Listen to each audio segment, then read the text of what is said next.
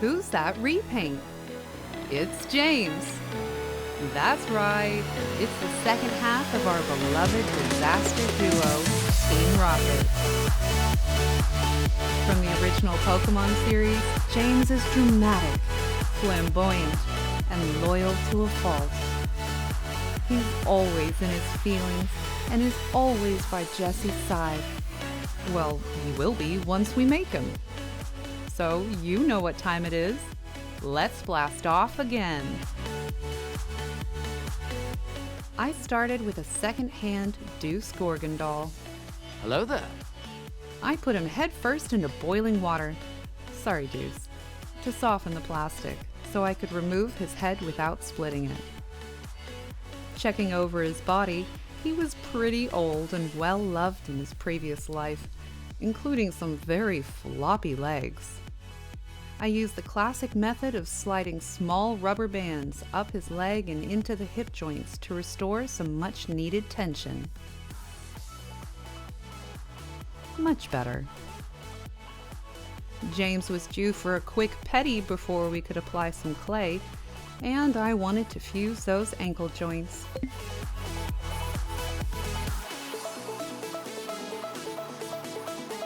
It was time for my favorite clay, Epoxy Sculpt. I added more than I needed and created a deep lip around the top of both boots that I could tuck his pants into later.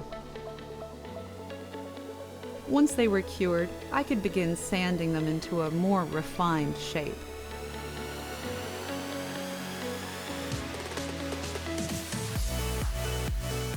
Now, remember how with Jessie, I sculpted an overshirt covering her belly button before realizing I'd need it back? Well, James actually needed his, so I mixed up some extra epoxy to create a smooth, fitted t-shirt across his torso.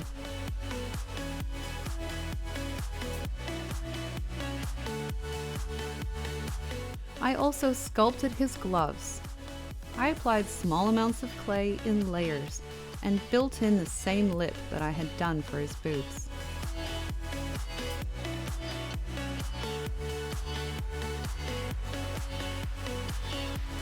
Finally, I could smooth everything down with a buffing block before applying our primer, Tester's Dull Coat. I applied it underneath and between the layers of chalk pastels for his gloves.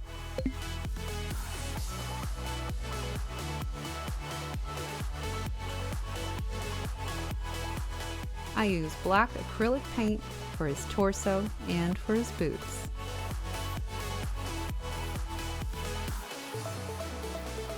I had loved the leather look of Jessie's sweet boots. So, when sealing James's boots with Liquitex matte varnish, I applied a leathery texture by purposefully sponging in a way that created bubbles. While James is off to dry, we could get to sewing, starting by unpicking an old Monster High outfit that was close enough to our design.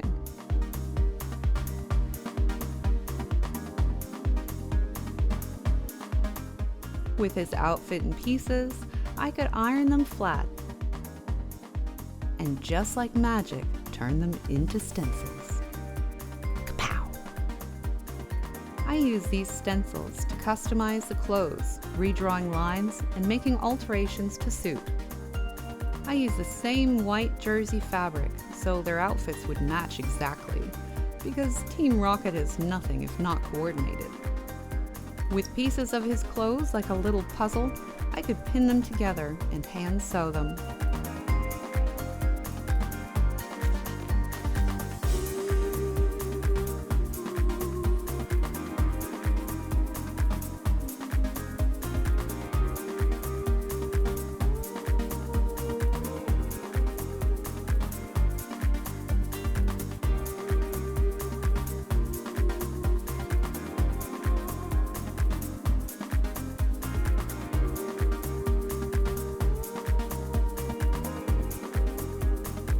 With the first part of stitching done, I could turn his shirt and pants inside out and iron them.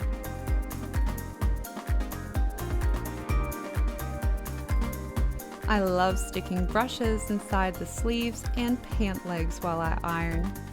This helps me get those inner seams nice and flat. During James's first fitting, I folded the sleeves at the correct length, as well as tucking his little turtleneck in and pinning it in place. This would help me adjust the neckline later. Then I could get to work making the adjustments. I soak the edges in Fray Stopper. This allows me to trim my fabrics, but not have to hem the edges for a clean finish.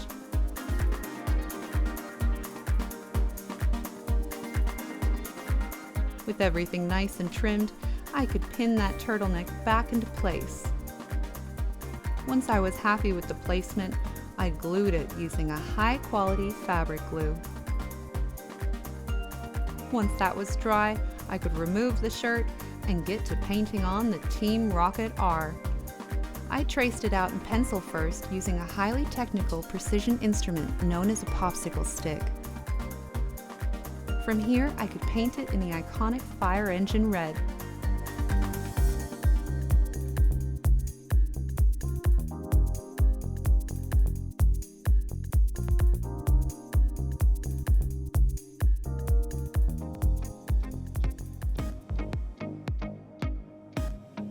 When that was dry, it was time to get dressed. Once his pants were up, I could sew the seam and tack the front into place with a small drop of glue. I also glued and tucked the bottom of his pants into the little lip of his boots.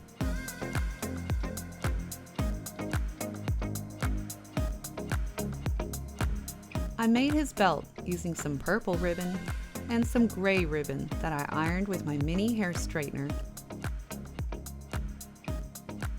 I used fabric glue and a bit of patience before gluing it into place on his body.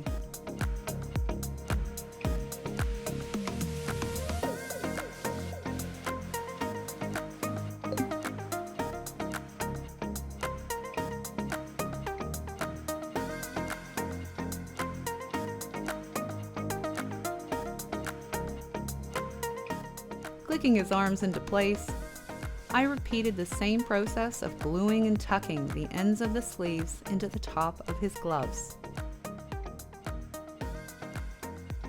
With James's body ready, it was face time. Back at the start, I had removed Deuce's head in hot water.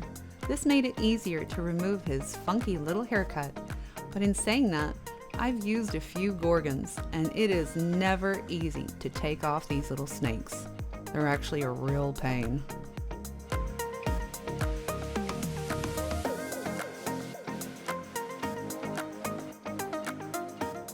Using acetone, I could remove his factory paint.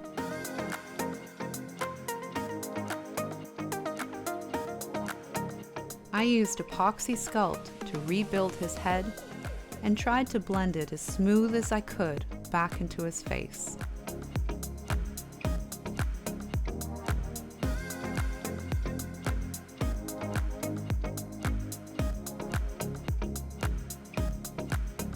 Once it was cured, I could file it all smooth.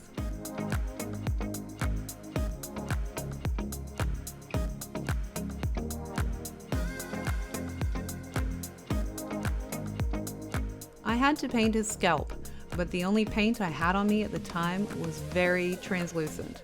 So after about 1,000 layers, it was almost opaque, and I could apply a coat of Tester's Dull Coat and get to shading with some chalk pastels. I added shadow and definition to his eye sockets, cheekbones, and hairline. Then we could start outlining his eyes in watercolor pencils.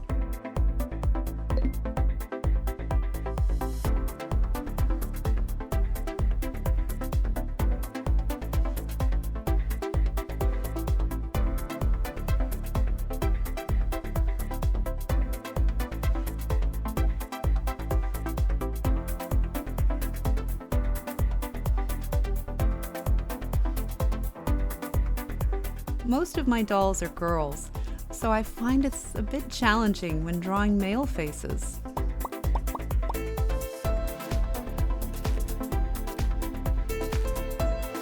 I swapped between pencils and pastels, allowing the face to tell me what it needed.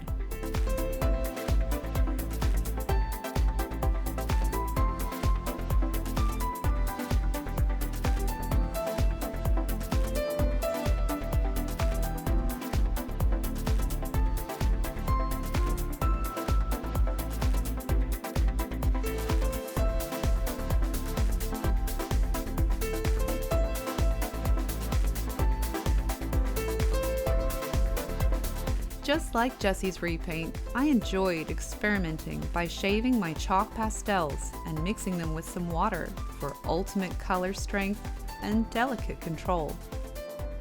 It's definitely not a foolproof method, and I think there's more to working out the best way to use it, but I really like it.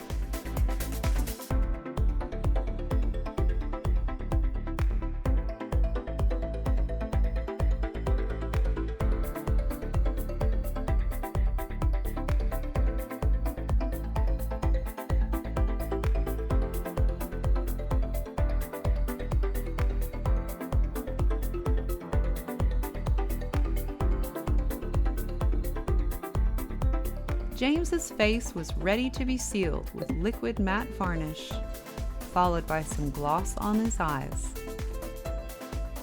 We had to do something about that chrome dome in the form of yarn wefts, and I made a lot of them. After trimming my wefts, I could start gluing in small stages, thinking about how the hair would be pulled back once it was dry.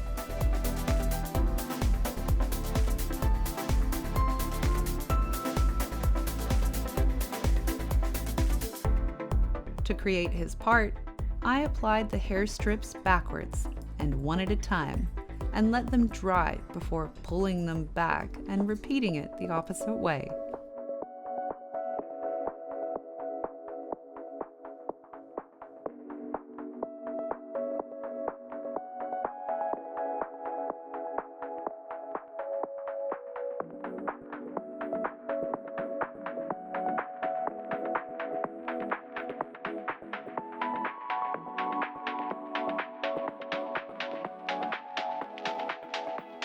When everything was dry, I could comb his hair and take my time weaving the yarn back and forth along the part line to cover any gaps. I formed them into place using the heat of my mini hair straightener. Our fabulous James could step into the hair studio for a trim. And he really does look fabulous.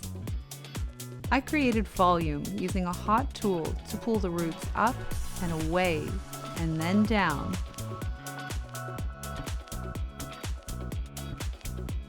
Hairstyling is all about patience and being careful with your hot tools.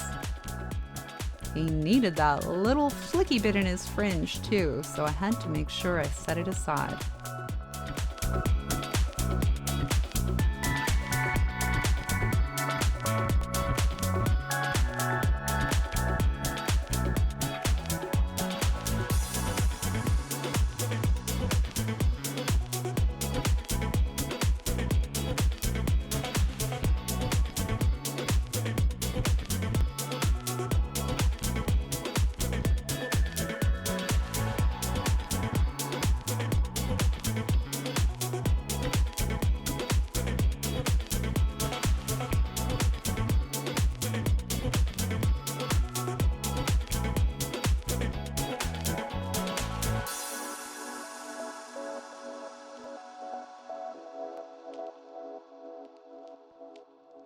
With a few coats of hairspray, James was truly looking fabulous.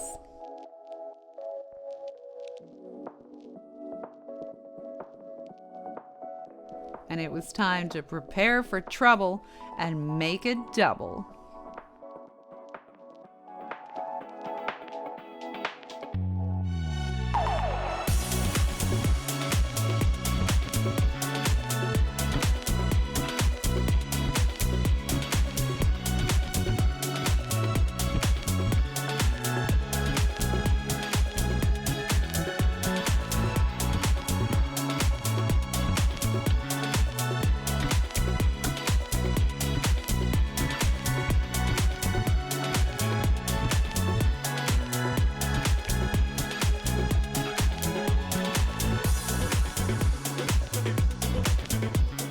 Thanks for watching. If you enjoyed this video, don't forget to like, share, and subscribe to this channel to show your support.